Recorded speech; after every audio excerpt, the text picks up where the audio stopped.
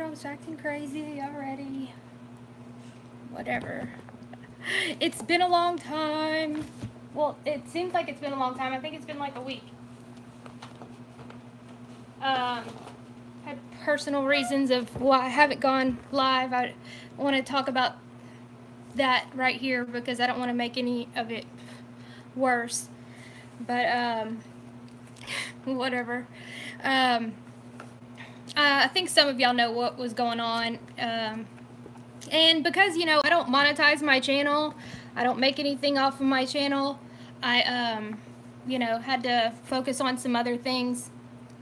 Yeah, I would like to, but, you know, whatever. Everybody would like to do a lot of things. But since I'm talking about that, if you want some skincare and makeup, I'm your girl. Anyway, we've got some news that people aren't... Hey, what's up? Some news that a lot of people are just not looking at all. Like, and it's a huge deal. This stuff is affecting... Hey, what's up? This is really affecting us, and I'm glad to see y'all too.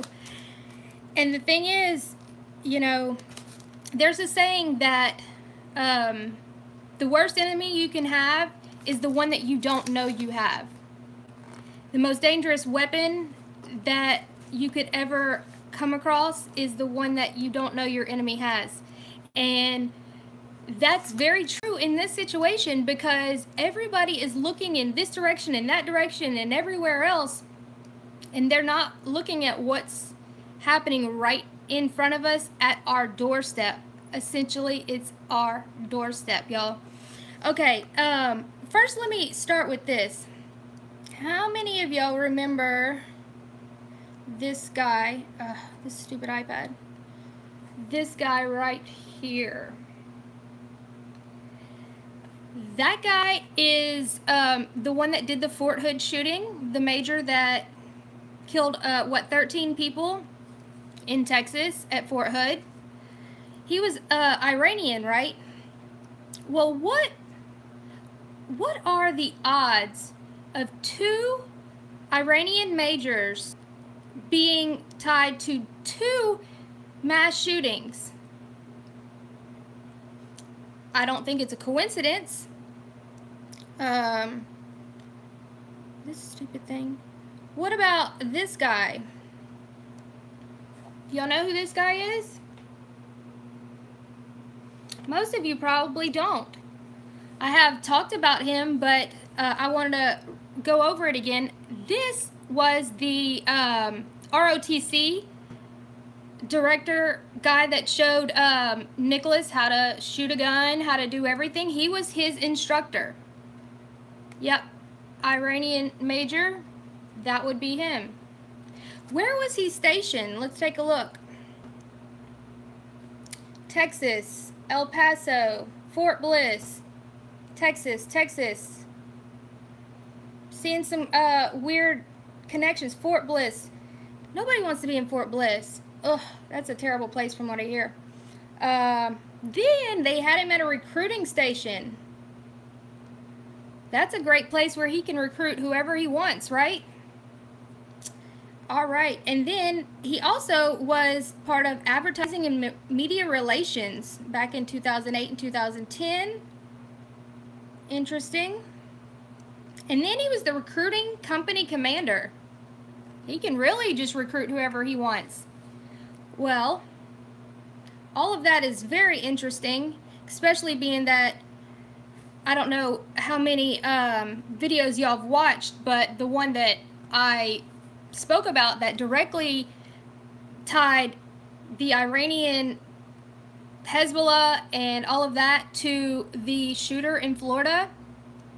Well, I find it hard to even call him a shooter because I really don't think he took any shots, but there were 3 shooters. There were. And all of them connect to South America, Hezbollah. And if you don't think that Hezbollah is in South America, oh boy, are you wrong. But that's okay. I'm going to show you. Okay, I'm going to show you all types of articles, because that's the thing. People don't really think that this is going on, and it's going on.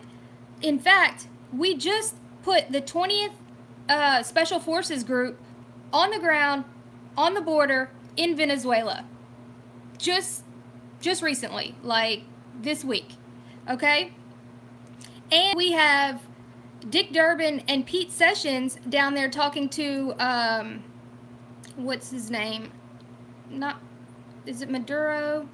Is Maduro still? Yes, with Maduro, talking to him right now about making deals. I don't know what they're doing down there. They know this is happening, okay? And the stuff that I'm going to show you is going to show you that they've known about this since day one of the administration. And this has been going on for decades, but I'm going to show you how much of a threat that Donald Trump saw this as within his first 30 days of being in office. Okay, this right here, this was the Donald Trump's first 28 days. Let's go to day 12. All right, so it's not saying much, but something, you know, blah, blah, blah, blah, blah. It didn't even say it. But let me tell you what happened on day 12, okay? Which was a huge deal that apparently they wanted to keep under wraps to not alarm people. I'm not sure what the reasoning would be. Let me see. This guy right here, Tarek al-Assami, was sanctioned and had all of his money frozen and everything because he's the vice president of Venezuela, okay? Accused him of being a drug kingpin. Well, he is, but not only that, it gets worse. It gets way worse. So what we did was we froze $3 billion of his assets after a lengthy investigation because of his ties to drug trafficking and Muslim extremists, okay? And that doesn't mean Muslim extremists all the way in Middle East. They are right there in Venezuela, Colombia, Central America. They're all over, okay? The ELN, FARC, all of this stuff is all connected. Let me see where they wrote about.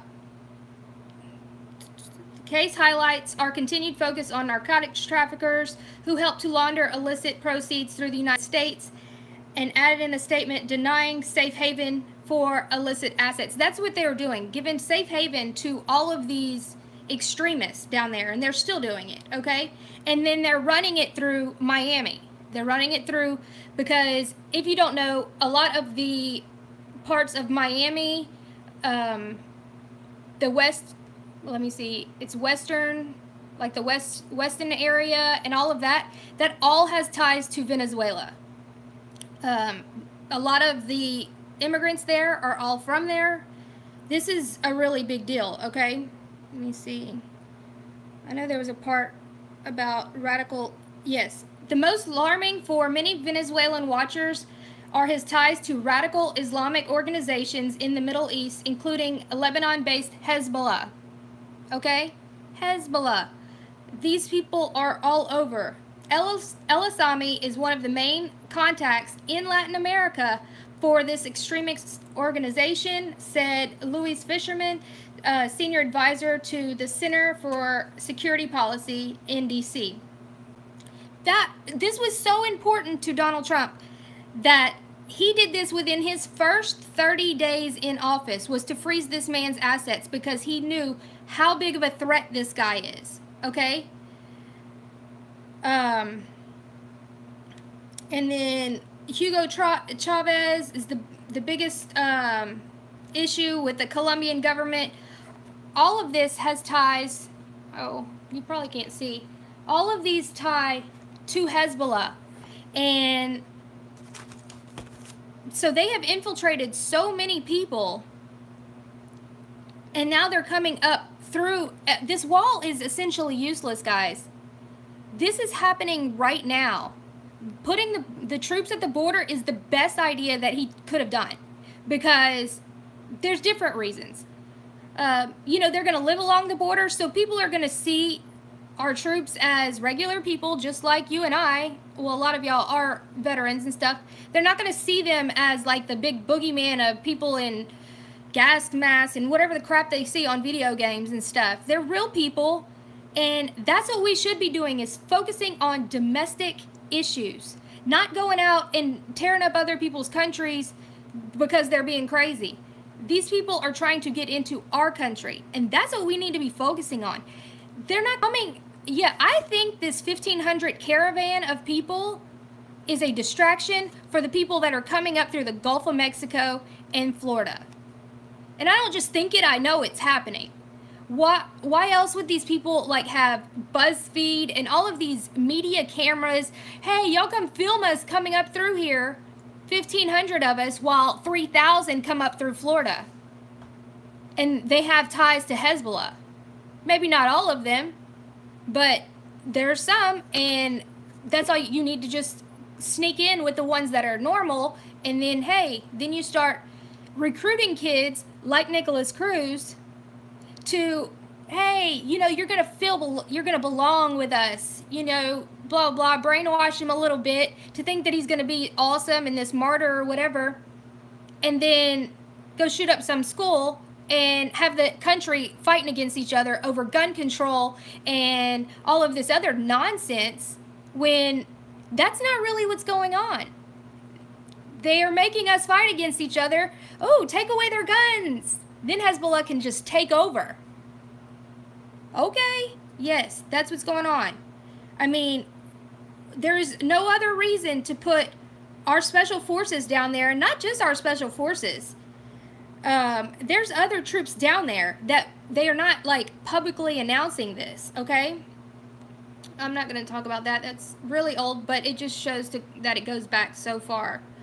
I have some, but yeah, Tariq al-Assami, he's a bad guy. He's the vice president of Venezuela. I mean, it's just insane. Let me see. Colombia. Here he is, the president of Colombia, or whoever he is, talking about how bad it is with the ELN guerrillas crossing over the border. Yeah, so the ELN has taken over almost half of Venezuela. Okay? It's really bad, y'all. For us, because, hold on, I'm going to get to the military article. Here we go. Navy and Marines training to prepare for the high-end fight. This was just published last month, about a month ago. And listen to what they say. It's very telling with some of the words, okay? Okay. So, 1st Marine Division Commanding General Major General Eric Smith, that's a lot of words, said earlier this month at the West 2018 conference that all his training is now based on actual operational plans. What were they before? Perceived operating plans. They weren't actual. They're actual now. Okay? A departure from previous training against notional adversaries, meaning we're not sure if this is going to happen. Now they have actual plans because they know this is happening. That starts in the lower end of warfare.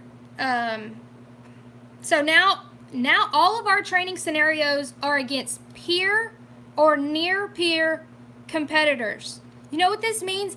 This means like head-to-head combat, like Vietnam-style combat with Russians, Chinese, Hezbollah fighters, the guerrillas.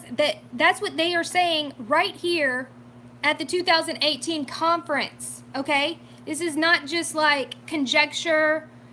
Yeah, head-to-head, meaning like in person, not like shooting bombs, and it's like you never see. It's like old-style jungle warfare is what they are training them for. And we're trying to make sure that Marines are instilled with the confidence to be able to go against a peer competitor. You see what I mean? This isn't let's shoot off something and blow up an entire city and then hope everything's good. No, they're going to be in actual conflict. Okay? Well, hand to hand, head to head. So, yeah, y'all got it. Oh no, I was in the Navy. We didn't do any hand-to-hand, nothing. Just saying. Vice Admiral Joseph Tolofa, commander of U.S. Naval submarine forces in the U.S. Navy Submarine Force Atlantic, said that it's increasing the sub-on-sub training time because they have fears of other subs because the undersea warfare that's going on with so many. Russia, I know, I hate to even say Russia, but they are selling stuff to the South Americans and the Central Americans, okay? I mean, I'm gonna put all of these articles to where you can go through them, because that's what I want y'all to do. I want you to just take the information, discern it, but this is a lot of huge information that has been coming out in the last month or two that is pointing, I mean, this stuff has been going on for a while, but nobody's even talking about it. I mean, there's like 2 or 3 people talking about it. Nobody in the mainstream for sure, which is very strange. We've got Venezuela Armed Forces. Venezuela Armed Forces prepare against possible military intervention. Right here, getting ready. Yep. Each day it becomes increasingly common to hear about military intervention in Venezuela with the aim of disposing of dictation regime of Maduro. Well, they're just so screwed at this moment with the presidents that they have. And now, holy crap, the election with Peru, our only, like, possible, let me see, friendly person down there is no longer, because they just put that guy in Peru in, and he's not cool with us at all. That's another thing that I want to do an entire other video on, that President Trump should not be going to Peru April 14th. It's very dangerous. April 14th has not been a good day in American history. There's a lot of stuff, but I'm not being like all psychic and stuff, but there is some crazy stuff going on there, and they aren't happy with us. And to send President Trump down there right now during all of this, I'm just saying it's not good. Not good at all. Then we have the civil military exercise of independence is taking place in Venezuela. Okay. Yeah, let's send our troops down there for, they did. Oh wow, what is this? A silent U.S. invasion of Panama. What is all of this about? What does all of this mean? China is in control of the Panama Canal. The PDSA, is in control of the big tankers that pull the big oil through the Panama Canal. Who controls that? Venezuela. We pissed them off. They say, okay, see you later. We don't have to pull your oil through anymore. That's not going to go over well. And they're the only ones with these tugs. The only ones. They're the only ones that know how to drive them, how to steer them, you know, get them through the locks and all of this stuff. This isn't just like, oh, we can work. This is a big deal. It's a freaking big deal. Yes, you don't need to be psychic to understand history. You're right. Really? The Iranian leader visited Venezuela? Because they're probably bestie friends, because almost all of the leaders down there are from, they have Middle Eastern backgrounds. Like, that's where they were born, or that's where their parents were born. I didn't even realize the extent of it. I knew there was a lot of Hezbollah and all this, but the leaders are like half this, half that, you know, like half Iranian or whatever. It's the ties run very deep. And this is something that needs to stop being ignored because it's huge. Y'all need to share this. I mean, I know I'm kind of like rambly and stuff, but there's somebody else that does a very good job about reporting all of this in order, and I hope I'm not doing it too much disjustice, but I will be putting all the links in. And y'all, this is real. This is happening. They're going to be coming up through Florida. They're already staging all this by doing this crazy crap with, you know, I've tied Hezbollah to the shooter. There's just too many things. This is just out of control, and we're looking in all the wrong directions, which is what they want because they have this information. They're not reporting on it. For what reason? I don't know. Bad hair day? Yeah, a little bit. It's not Iran. It's, yeah, and exactly. Our government, there's something that, well, you know, there's all kind of things obviously behind the scenes that we don't know everything about. But this is no joke about sending our troops down to actually, like, Vietnam style fight, okay? And they're not going to just roll over. These people are not unsophisticated. They know what they're doing. Thank y'all so much. And this is a huge deal. I'm gonna try to break it down to where it's like easier to understand, but I want y'all to understand how big South America is playing a part in what we need to be looking at, you know, and Central America. So it's not just about these crazy Hondurans that decided to up and leave and come to America. It's not. They're making out to be like that. And as soon as I saw that, I was like, holy freaking crap. They're making this into an immigration issue when it's way bigger than that. Way, way bigger. Okay? So that's all I have for today. I've got to go do some things. But like I said, share this with everybody. And if you want any skincare products that'll make you look younger, don't I look like 22? No, there's no chemicals. We have stuff for guys, and guys, if you're watching, we've got stuff for Mother's Day, for late, you know, it definitely will help to where I can do more videos. You're awesome. Anyway, y'all have a wonderful day, and if y'all have any questions or anything, just can you upload so I can watch this with subtitles? I will try. I still haven't really figured that out because my computer is dead. I kind of assassinated it with my cell phone. I won't explain that. Thanks, y'all. I know I look 21, 22. Let's go with 27. We'll go with 27. Okay, guys. I will be back, and you know, anything that you have, you know, I always try to get to everybody's comments. So I will talk to y'all later. Bye, guys.